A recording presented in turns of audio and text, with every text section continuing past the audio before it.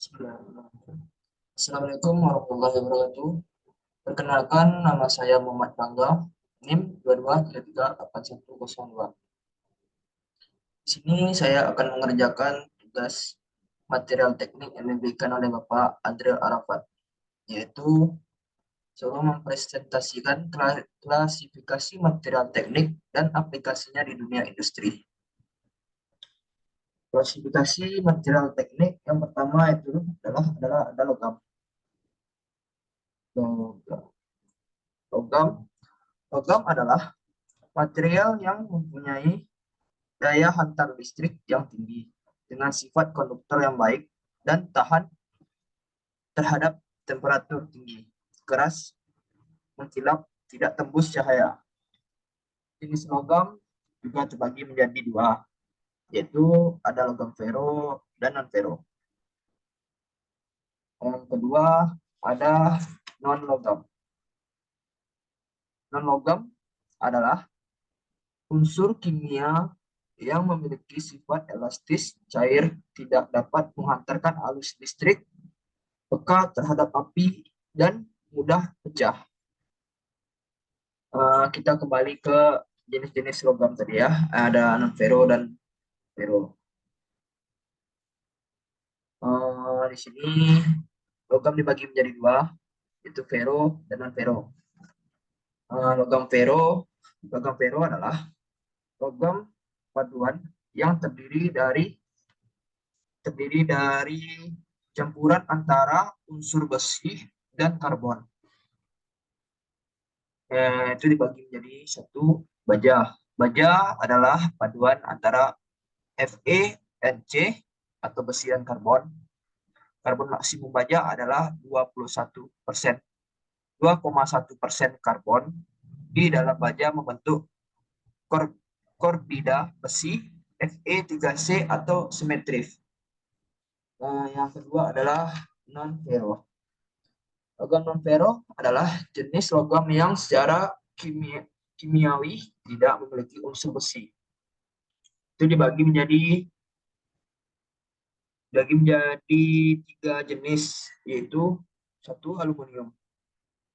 Aluminium terutama diperoleh dari bahan boksit. Komponen dari aluminium ini sangatlah umum, sekitar 8% dari kerak bumi.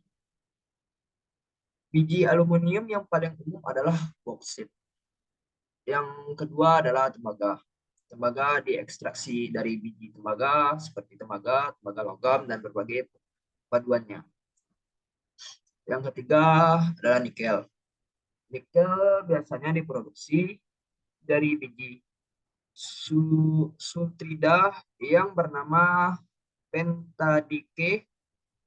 Biji pertama kali dipekatkan dengan proses flotasi buih dan kemudian ditaburkan. Kita masuk yang kedua adalah non logam. Non logam dibagi menjadi tiga, itu ada polimer, komposit, dan keramik. Polimer adalah material yang terdiri dari rantai molekul organik. Produk aplikasi di industri teknik biasanya dari polimer ini adalah plastik yang digunakan di berbagai komponen mesin, termasuk kemasan selongsong dan roda gigi plastik. Karet itu dari polimer, ada juga karet. Karet digunakan untuk segel dan elemen elektromer dalam mesin. Yang kedua adalah komposit. Komposit adalah gabungan dua atau lebih material dengan sifat yang berbeda. Contohnya yaitu sifat karbon, sifat kaca, dan epoksi. Aplikasinya di dalam dunia industri yaitu serat karbonnya itu digunakan dalam pembuatan komponen struktural yang ringan seperti bingkai pesawat, mobil balap, dan komponen mesin lainnya. Masuk yang ketiga ada keramik. Keramik merupakan senyawa antar unsur logam dan non-logam yang memiliki ikatan kovalen atau ionik. Dalam contohnya itu adalah gelas, gelas kaca, semen, keramik yang terbuat dari lembung.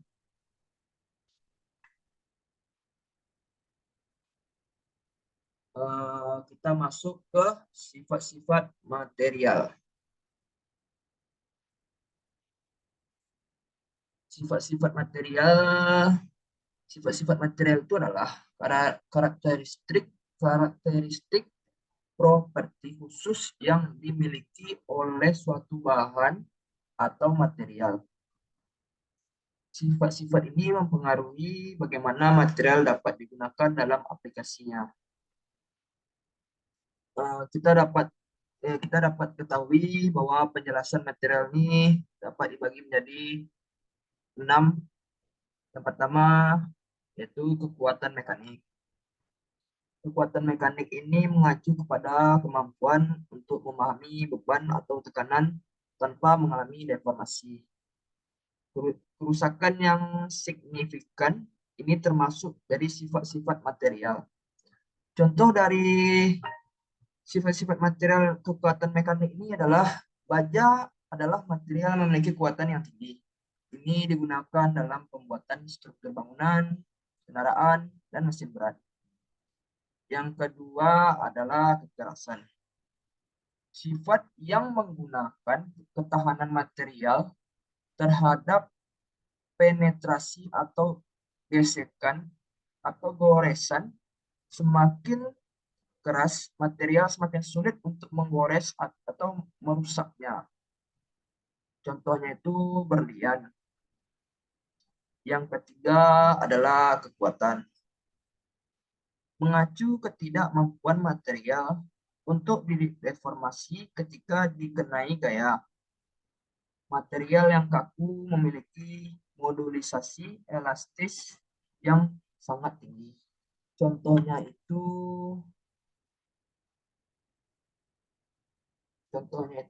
konduksi panas. Yang keempat adalah kekonduksian.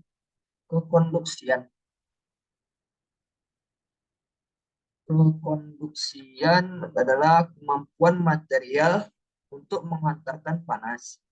Contohnya itu logam atau tembaga dan aluminium memiliki konduktor yang panas yang sangat baik. Yang kelima ada korosi resistansi. Kemampuan material untuk tahan terhadap oksidasi atau kerusakan akibat reaksi kimia dengan lingkungan atau zat-zat tertentu. Contohnya stainless steel tahan terhadap korosi. Nah, yang terakhir atau yang keenam adalah densistensi. Massa suatu material per unit volume ini berguna sebagai pengukur berat suatu material. Contohnya itu ya ada baja memiliki densitas yang sangat tinggi. Inti dari semua itu adalah sifat-sifat material. Faktor penting dalam memiliki material adalah untuk aplikasi tertentu pemahaman. Tentukan sifat ini membantu insinyur dalam memilih material yang sangat baik untuk memenuhi kebutuhan kinerja dan lingkungan kerja yang diinginkan. Segini yang bisa saya presentasikan, lebih dan kurang saya mohon maaf. Wabillahi taufiq wal hidayah. Wassalamualaikum warahmatullahi wabarakatuh.